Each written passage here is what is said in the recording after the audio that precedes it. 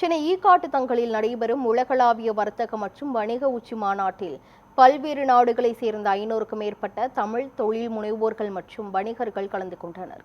இதுகுறித்து வளைகுடா நாடுகளிலிருந்து வந்திருந்த தொழில் முனைவோர்களுடன் நமது செய்தியாளர் அன்பழகன் நடத்திய கலந்துரையாடலை தற்போது பார்க்கலாம்.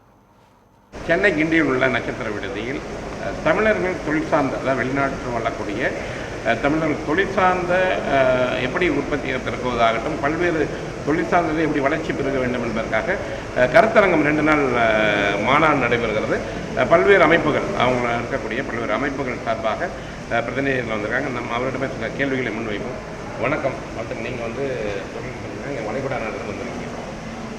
இப்போ வளைகுடா நாட்டை பொறுத்த வரைக்கும் என்ன நினைக்கிறாங்கன்னா, டக்குன்னு இந்த ஈரான், அமெரிக்கா வாரனால அங்கே இருக்கவங்க எப்படி தொழில் சிறப்பாக பண்ண முடியுதா, இல்லை அதனுடைய தாக்கம் என்ன இருக்குன்னா, நீங்கள் வளர்ச்சிக்காக இங்கே வந்திருந்தாலும் கூட அங்கே நம்ம பண்ணும் பொழுது அந்த போகிறனால உங்களுடைய தொழில் உற்பத்தி ஏதாவது பாதிக்குமா, அதில் இதுக்கு இந்தியாவின் சார்பாக என்னென்ன மாதிரியான கோரிக்கைகளை முன்வைத்திருக்கீங்க? என்னோட தொழில் பார்த்தீங்கன்னா ஆயில் அண்ட் கேஸ் இண்டஸ்ட்ரியில் எலக்ட்ரிக்கல் அண்ட் இன்ஸ்ட்ருமெண்டேஷன் ஜாப் பண்ணுறோம். ஏறத்தாழ 18 ஆண்டுகளாக நான் அங்கே வாழ்ந்து கொண்டிருக்கிறேன்.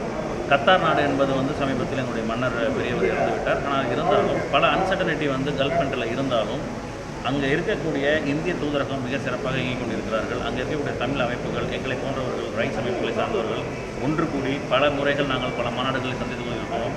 அதற்கு முக்கிய வித்திட்டாக அமைந்த திரு ஃபாதர் ஜெகத்கேஸ்வர் அவருக்கு இந்த நேரத்தில் நன்றி செல்கிறோம். அதன் தொடர்ச்சியாக தான் இந்த சீட்டாசிஸோட அமைப்புடைய தமிழர் 4.0 என்ற ஒரு தொழில் வணிகம் நடந்து கொண்டிருக்கிறது. இது தமிழ்நாட்டில் இருக்கக்கூடிய தொழில் வணிகர்களை கல்ஃப் கண்ட்ரிஸையும் தாண்டி பல நாடுகளையும் கனெக்ட் பண்ணக்கூடிய ஒரு வேலையை ரைஸ் அமைப்பில் செஞ்சிட்ருக்கிறோம். அதனோட ஒரு முக்கியமான விஷயம் என்ன அப்படின்னா, இன்றைக்கி எல்லோரும் வார் பேசுகிறோம் அல்லது யுத்தங்கள் நடக்குதுன்னு பேசுகிறோம். எங்கே சேலஞ்ச் இருக்கோ அங்கே ஆப்பர்ச்சுனிட்டி இருக்குது.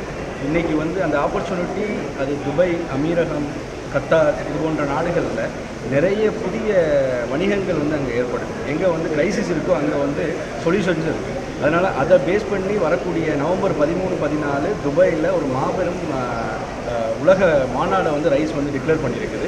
45 கண்ட்ரிகளில் இருந்து உலகத் தமிழர்கள் அங்கே ஒன்று கூட போகிறாங்க. அதில் 100க்கும் மேற்பட்ட 100 மில்லியன் பிஸ்னஸ் பண்ணக்கூடிய ஆண்டர்பிரனர்ஸ், அதே மாதிரி எஸ்எம்இஸ், இன்னும் இருக்கக்கூடிய ஹை லெவல் சிஇஓ, சிஎக்ஸ்ஓஸ் எல்லாரும் சேர்ந்து அது அந்த நாட்டுக்கும் ஒரு மிகப்பெரிய ஒரு வளர்ச்சி ஏற்படுத்தி கொடுக்கும், தமிழர்களுக்கும் வளர்ச்சி ஏற்படுத்தி கொடுக்கும்.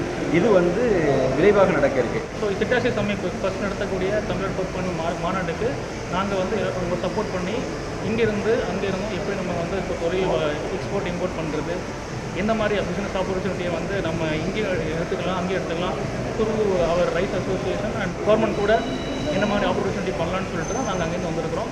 ஸ்பெஷலாக இதுக்காக தான் வந்திருக்கிறோம். இது ஒவ்வொரு மாநாடும் ரைஸ்லேயும் சரி, ரைஸோடைய விங்க எது பண்ணாலும் நாங்கள் எங்களுடைய பங்களிப்பு கண்டிப்பாக இருக்கும். இந்த சீட்டாசிஸ் தமிழர் 4.0 Qatar, Dubai, Bahrain, Oman, Kuwait இதுலேருந்து நாங்கள் வந்திருக்கோம். இது முக்கியமான ரீசன் என்னன்னா, நாங்கள் எல்லாமே வெளிநாடு வளைகுடா நாடுகளில் தொழில் செஞ்சாலும் எங்களுடைய பூர்வீகம் தமிழ்ன்றதுனால இங்கே நடக்கிற இந்த சீட்டாசிஸுக்கு சப்போர்ட் பண்ணுறதுக்காக நாங்கள் வளைகுடாவிலேருந்து பல தொழில்கள் வந்திருக்கோம்.